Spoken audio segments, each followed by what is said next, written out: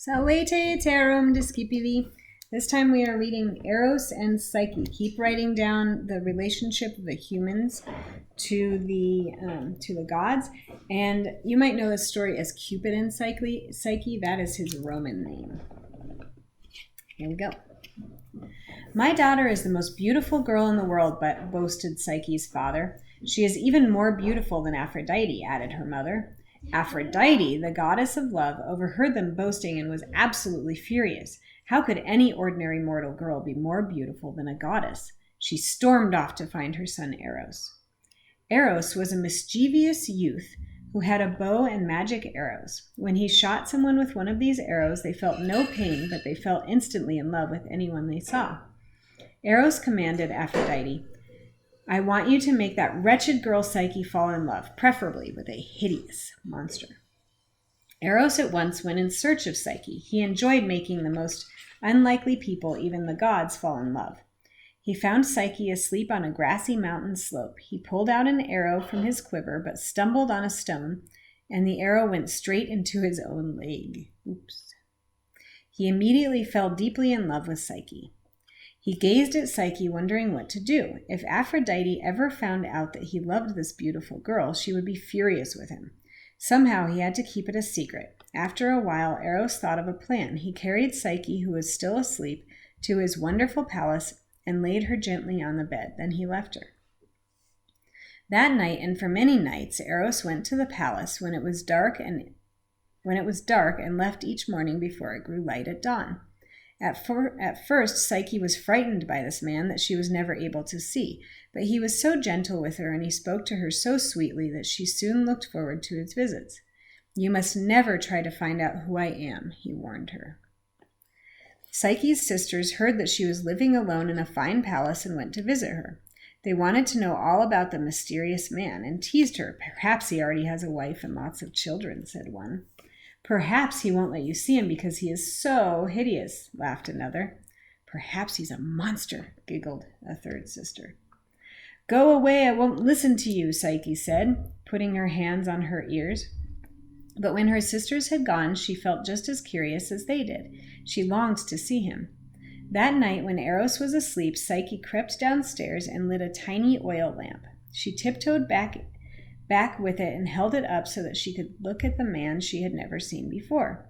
She was overjoyed that he was young and so handsome, and she knew that she loved him. Leaning over him for a closer look, a drop of hot oil from the lamp fell on his arm. Ouch. He woke up and glared angrily at Psyche. Then he leapt up, and without saying a word, he stormed out of the palace into the dark night. Psyche threw herself down on the bed and cried until the dawn. All day she wandered sadly through the palace, and that night waited, hoping desperately that the man she had seen would come to her. But although she lay awake all night, he never came. For weeks, Psyche waited and wept. Then for months she searched everywhere for the man she loved. When she could bear it no longer, she prayed to Aphrodite. Goddess of love, please help me, she begged. Aphrodite heard her but wouldn't easily forgive her. It's my son Eros you love, but you can't expect a god to love a silly mortal girl like you, she said. Though he might just come back to you if you do the tasks that I give you. Psyche promised that she would do anything. Aphrodite took her to a barn. On the floor was a huge pile of corn, rye, and barley. Your first task is to separate this grain into 3 different heaps by the end of the day, said Aphrodite. Psyche sat down and began to sort the grain, but after an hour or so she realized that it would take her years to finish the task. She stared at the huge pile of grain in despair. Then she saw a long column of ants marching across the floor. When they reached the pile, each ant picked up a grain and carried it to one of the 3 heaps. By evening, all the grain had been sorted into heaps of corn, rye, and barley. Then the ants marched away. Aphrodite was not pleased that Psyche had completed the task. She didn't know that Eros had sent the ants to help Psyche.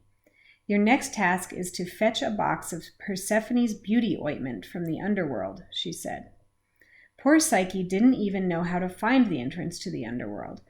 But with more secret help from Eros, she bravely went in, crossed the river Styx with the boatmen, and came to the throne of Persephone. The queen of the underworld gave Psyche a box of ointment, and with Eros's help, Psyche quickly found her way out of the underworld again. She had been warned that she must not open the box, but Psyche thought that if she put a little beauty ointment on her face, she would be more beautiful and Eros might love her again.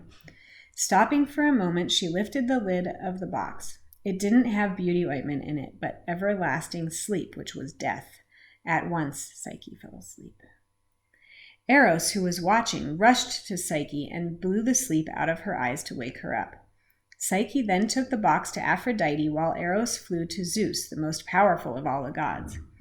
Please, Zeus, begged Eros, I want to marry Psyche, but I can't unless you first make her immortal. Zeus, who was in a good mood, smiled and agreed. Eros took Psyche to Mount Olympus, where he married her, and they were very happy. The end. Finis.